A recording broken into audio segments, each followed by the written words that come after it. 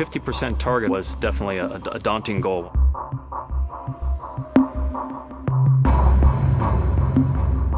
We want to develop the most fuel-efficient truck running on the streets in North America. The question was, how aggressive would we need to be? Each individual manufacturer received a Department of Energy SuperTruck grant. We immediately embraced it because it fit exactly our long-term strategic plans. We want continuously to improve fuel efficiency. They not only wanted us to look at technologies that could be implemented in, say, the next 5 to 7 years, but also technologies that were 10 years or plus out. We had to do a clean sheet approach. We looked at the very beginning over the external aerodynamics of the vehicle. You try to take your ideas and shape it into something and then test it. And you say, okay, is that aerodynamic? And once you get there, it's a question of how do you turn that into a real truck? So the first phase was identifying and measuring our baseline and then figuring out what we needed to do to get to 50%. The cooling team had to work with the aerodynamic team to say, okay, yes, we both need to meet our goals, but how do we do it together?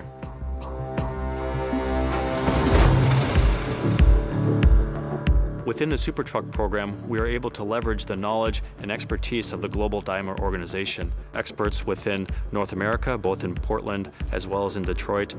We have our Global Hybrid Center in Japan. Our powertrain experts, they came from Detroit and from Germany. You can really leverage expertise across the globe, across different national labs, and that really accelerates the development of the technologies. So SuperTruck features the integrated Detroit powertrain. You can downspeed the engine to reduce the frictional losses and achieve fuel consumption reduction.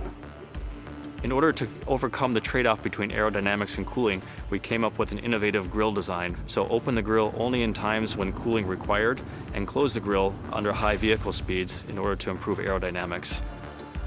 Waste heat recovery was not something that heavy-duty trucking had at all. So what we try and do with heat recovery devices or systems is to recover some of that energy, especially from exhaust, which just escapes out of the tailpipe, and utilize that to drive the truck itself, thereby reducing fuel consumption.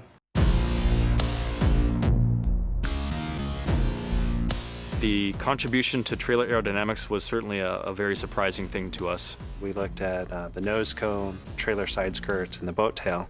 Over 2/3 of the benefit actually come from the trailer. How that affected the tractor, things like eco-roll and hybrid, we had more energy to recuperate simply because the tractor and trailer were more aerodynamic as a system.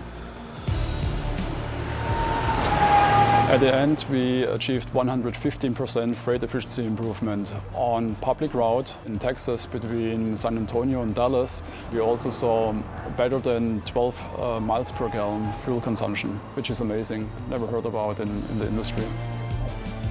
A 1% in freight efficiency over the 10,000 vehicles running at 120,000 miles per year. I mean, you're saving millions of gallons of fuel. We have to invest in the future, not just of our company or the economy of the United States, but in the future of the entire planet. We were able to work on very high-risk, high-reward technologies and provide functional demonstration on a line haul vehicle. The SuperTruck program provided us the opportunity to see what's really possible, not today, not next year, but many years into the future.